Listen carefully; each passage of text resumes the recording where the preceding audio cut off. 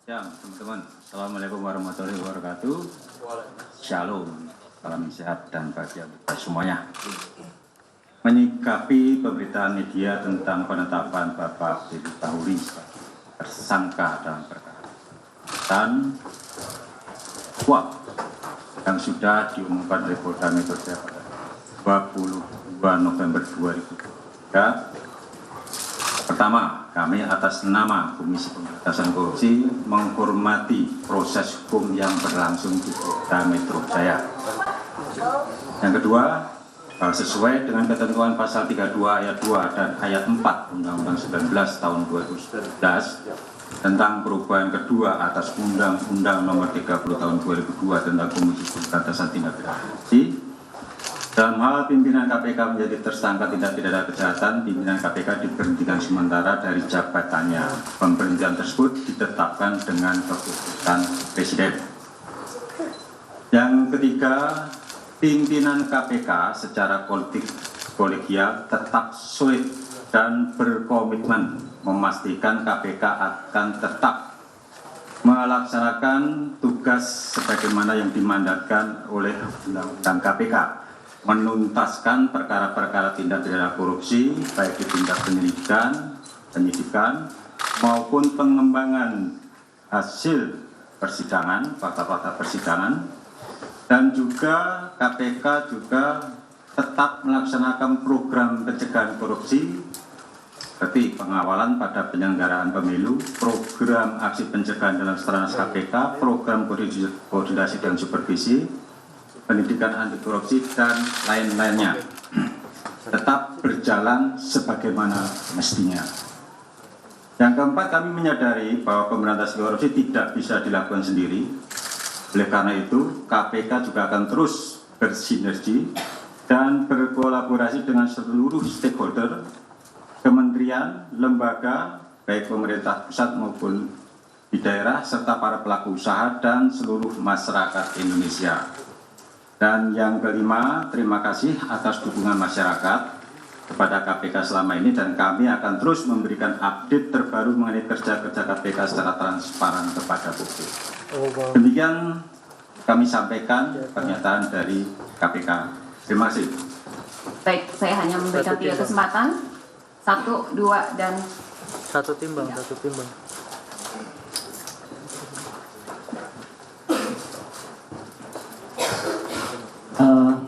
Selamat malam. Biasanya malam kawan. Selamat siang, Iya, Pak. Pak Alex. Iya, Pak. Saya Hedi dari Kumparan. Langsung saja pertanyaannya begini. Ada 2. KPK akan masih memberikan pendampingan hukum kepada Pak Ketua yang sudah ditetapkan tersangka. Terus yang kedua, ini kan dugaannya yang disangkakan itu dugaannya pemerasan. Nah, apakah ini kan biasanya pimpinan juga sering mengatakan soal kerja kolektif kolegial. Nah, ini ternyata di dalam pimpinan ini ada yang apakah pimpinan itu tidak merasa kecolongan? Terima kasih.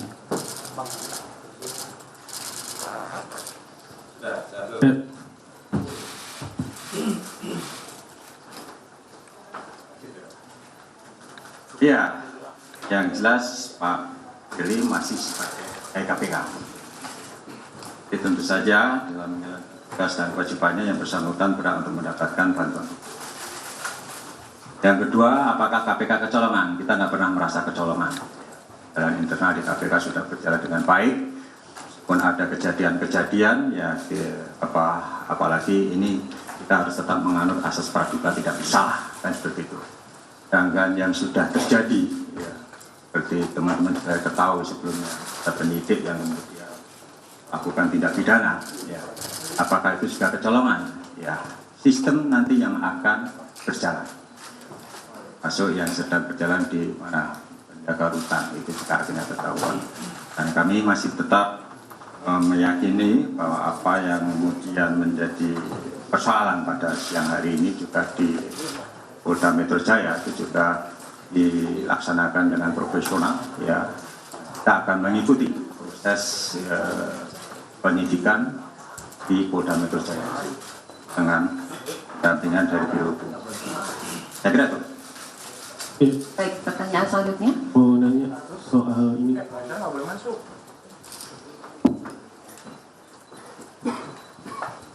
Pak Alex, saya dari Harian Kompas. Yang pertama itu soal kan ada ini pemberhentian sementara gitu ya, berarti ada ketuanya yang akan menggantinya itu siapa? Terus kemudian bagaimana relasi KPK dengan kepolisian pasca penetapan tersangka ini?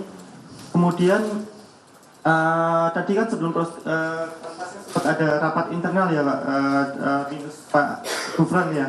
Nah itu hasil rapat internal itu apa saja? Kemudian terakhir, ini tentu akan menjatuhkan marwah KPK gitu ya, terutama dalam menjaga kepercayaan publik gitu. Nah apakah KPK akan melakukan proses perlawanan hukum atau seperti apa nanti ke depannya, termasuk juga dalam pemberantasan korupsi ini untuk memberikan kepercayaan kepada masyarakat?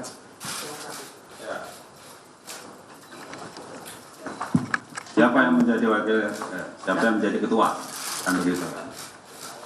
Ya, ini kita tidak berandai-andai, ya, tidak berandai-andai. Kita juga tidak tahu, dan belum juga ada kepres dari presiden. Ya, sampai dengan saat ini, Pak Firly masih sebagai ketua KPK, kan begitu, dan menjalankan tugas seperti biasa. Kemudian terkait dengan kegiatan koordinasi kepolisian tidak ada persoalan. Tadi menyangkut lembaga dan person pribadi-pribadi. Jadi kalau terkait kelembagaan, ya nggak ada terganggu. Sama saja kita berkoordinasi dengan Kementerian Pertanian, sekalipun menterinya sudah kita tetapkan tersangka dan kita tahan. Jadi, sama sekali nggak ada gangguan terkait dengan koordinasi kerjasama sinergi dengan pihak kepolisian. Kemudian terkait dengan opini publik, ya tentu cara yang paling efektif untuk meningkatkan kepercayaan publik adalah dengan kerja-kerja dan kinerja KPK, kan begitu kan? Tadi sudah saya sampaikan bahwa kami tetap berkomitmen dan tidak terpengaruh dengan kejadian ini, ya kita akan selesaikan semua perkara-perkara baik yang besar yang sedang kita tangani maupun dari hasil pengembangan dalam tahap penuntutan maupun di dalam proses penyidikan. Nah, nanti perkembangan penanganan perkara tentu akan kami sampaikan ke teman-teman ketika kami sudah menetapkan tersangka. Saya kira itu. Baik, Rapat internal, urusan internal lah. satu pertanyaan terakhir. Pak, ini mau nanya soal ini. Apakah nggak sengaja? Jadi Pak Ketua ini, Ketua KPK Firly Bahuri ini masih aktif atau sudah dinonaktifkan saat ini? Masih sangat aktif. Yang bersangkutan tadi juga ikut rapat dan yang bersangkutan ada di ruang kerjanya dan melaksanakan pekerjaan seperti biasa. Terus yang kedua mau nanya soal ini kan kasus di Kementerian kan berarti ada pemerasan dalam sebelumnya. Nah apakah kasus itu bisa dikatakan cacat hukum? Karena kan ada tindak pidana di dalam pengusutan tindak pidana. Terus yang kedua, mau nanya dulu Pak Alex pernah bilang kalau seandainya mau menyuap atau memeras harus 5-5-nya pimpinan. Nah sekarang sudah di KPK di Polda Metro Jaya Pak Firly sendiri tersangka. Apakah ini benar hanya kelakuan Pak Firly atau ada pimpinan lain yang berkaitan? Sekali lagi kita harus menganut asas praduga tidak bersalah, ya. Kita tidak tahu bukti apa yang dimiliki Polda, kan begitu. Kita ngerti apa yang dimiliki oleh Polda, keterangan saksi siapa, apakah sudah terverifikasi dengan baik. Tapi fakta hari ini ya penyidik Polda menetapkan tersangka. Ya kita ikuti saja proses hukum itu di Polda, kan begitu. Apakah kemudian itu akan menyebabkan proses penetapan tersangka yang terjadi cacat? Tentu saja tidak, dan tidak ada hubungannya. Tentu tidak ada hubungannya sama sekali. Itu dua hal yang berbeda, ya. Di mana penetapan dari SY itu tentu sudah didasarkan atas alat-alat bukti yang kami kumpulkan, penyidik kumpulkan. Dan kami meyakini bahwa berdasarkan alat bukti yang cukup telah terjadi peristiwa pidana, korupsi tentu saja, dan siapa pelakunya, kan begitu. Terus apa lagi tadi? Sudah kan? Pak,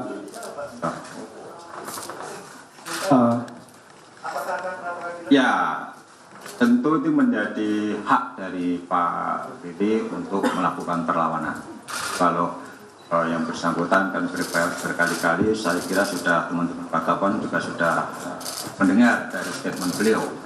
Bersangkutan tidak pernah menerima suap, tidak pernah melakukan pemerasan, dan begitu. Tentu dia Pak punya dasar pada pernyataan itu. Dan ketika yang bersangkutan hari ini ditetapkan, tentu ada upaya-upaya hukum yang akan dia Pak lakukan, misalnya dengan pra-peradilan. Hal yang normatif saya kira. Izin saya Yomal dari suara.com. Ingin minta tanggapannya Pak aja Pak Alex.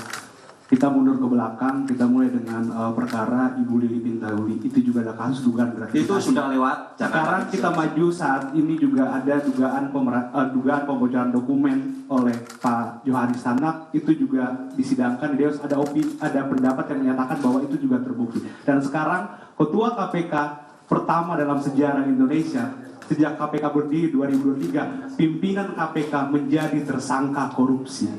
Yang ingin saya tanyakan, apakah ada permohonan maaf dari KPK kepada masyarakat atau rasa malu kepada masyarakat?